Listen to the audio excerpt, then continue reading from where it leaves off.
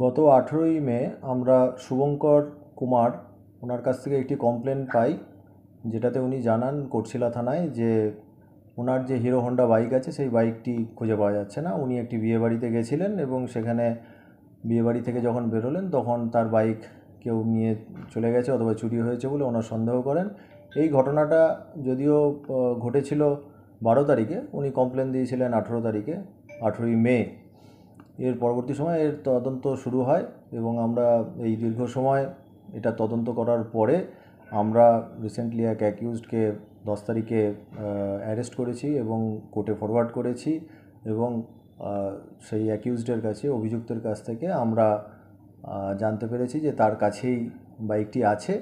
আমরা সে স্বীকার করেছে। আমরা তাকে 2 দিনের পিসিতে পেয়েছি, অর্থাৎ পুলিশ রিমান্ডে পেয়েছি এবং পুলিশ রিমান্ডে আরও ফার্দার ইন্টারোগেট করে আমরা আশা করছি ওই বাইকটিকে রিকভার করতে পারবো। কি কোনো চক্রের সাথে যুক্ত ছিল? সেটা আমরা আরেকটু এখনই অতটাই ডিটেলসে ইন্টারোগেট করা যায়নি। আমরা পুলিশ রিমান্ডে পেয়ে আরও ফার্দার ইন্টারোগেট করব এবং ইন্টারোগেট করে আমরা আরও কিছু তথ্য পাবো বলে আশা করছি। আসামির বাড়ি কোথায়? আসামির বাড়ি কোটশিলাতে। কোটশিলাতে? মানে বাইকটা বা কোটশিলায় চুরি হয়েছিল? হ্যাঁ, কোটশিলা থানার কেস এটা। আচ্ছা, মানে কোটশিলা থানায় ওরে আসামিরও বাড়ি এবং যার বাইক তারও বাড়ি।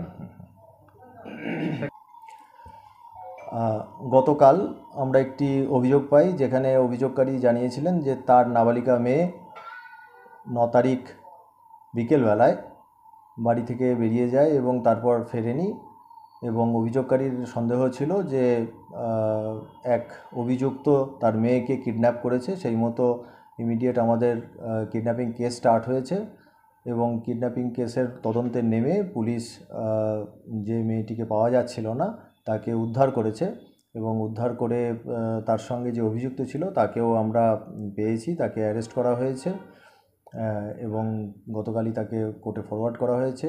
আমরা যে নাবালিকা মেয়েটিকে খুঁজে পাওয়া যাচ্ছিল না তাকে কোর্টে পাঠানো হয়েছে তার গোপন জবানবন্দির জন্য।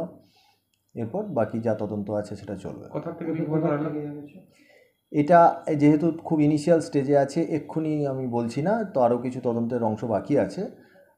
এটা আমরা আর একটু পরে আপনাদের জানাতে পারবো। আসামির নাম কি রয়েছে? না, এক্ষুনি ওটা একটু ডিসকাস করছি।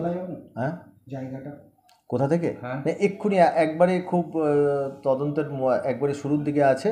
আমাদের গোপন জবানবন্দি এই পার্টগুলো হয়ে যাক, এরপর আমরা জানিয়ে দেবো সেটা। এটি বলরামপুর থানা এলাকার ঘটনা। গতকাল সকালের দিকেই তেতলো গ্রাম পঞ্চায়েত এলাকার শালবনী গ্রামের এক শালবনী হোটেল আছে, তার পেছনে একটি অজ্ঞাত পরিচয় ব্যক্তিকে মৃত অবস্থায় পড়ে থাকতে দেখতে পান, যিনি একজন ব্যক্তি যিনি বেসিক্যালি ওখানে গরু নিয়ে গেছিলেন। এরপর এই ব্যক্তিকে আমরা হসপিটালে নিয়ে যাই, তার পোস্টমর্টম হচ্ছে। অজ্ঞাত পরিচয় ব্যক্তি আইডেন্টিফাই হয়েছে। আমরা এরপর তদন্ত শুরু করেছি। পোস্টমর্টম হলে ফার্দার আরও ডিটেলস আমরা জানতে পারবো যে কি এর মৃত্যুর কারণ কি এবং ফার্দার কীভাবে তার মৃত্যু হয়েছে। নাম কি? শরৎ সিং সর্দার। বাড়ি? বাড়ি বলরামপুরেই, গেরুয়া। বয়স আনুমানিক? বয়স আনুমানিক 50 বছর। কোনো কারণ, প্রাথমিক পরিচয় কোনো কারণ পাওয়া গেছে? না, এক্ষুনি আমরা মৃত ব্যক্তির আশপাশ থেকে মদের বোতল পেয়েছি। হ্যাঁ, তো সেগুলো আরও ফার্দার আমরা ইনভেস্টিগেট করে দেখব, তদন্ত করে দেখব যে অন্য এর মধ্যে কোনো রকমের ফাউল প্লে আছে কি না। আপাতত শুধু নাম পরিচয়টা পাওয়া গেছে? আপাতত জাস্ট আমরা নাম পরিচয়, প্রথমে তো আমরা মৃত ব্যক্তির দেহ উদ্ধারের পরে তার আইডেন্টিফিকেশান এস্টাবলিশ করেছি। এরপর পোস্টমর্টম রিপোর্টও আমাদের হাতে চলে আসবে। তারপর আমরা আরও ফার্দার তার বাড়ির লোকের সঙ্গেও কন্ট্যাক্ট করা হচ্ছে। ফার্দার আমরা কমপ্লেন তার বাড়ির লোক যোগাযোগ করেছে? হ্যাঁ, এক্ষুনি তাদেরকে আইডেন্টিফাই করার পরে তাদের বাড়ির লোককে জানানো হয়েছে। আমরা তাদের সঙ্গে কথা বলে ফার্দার অ্যাকশান নেব।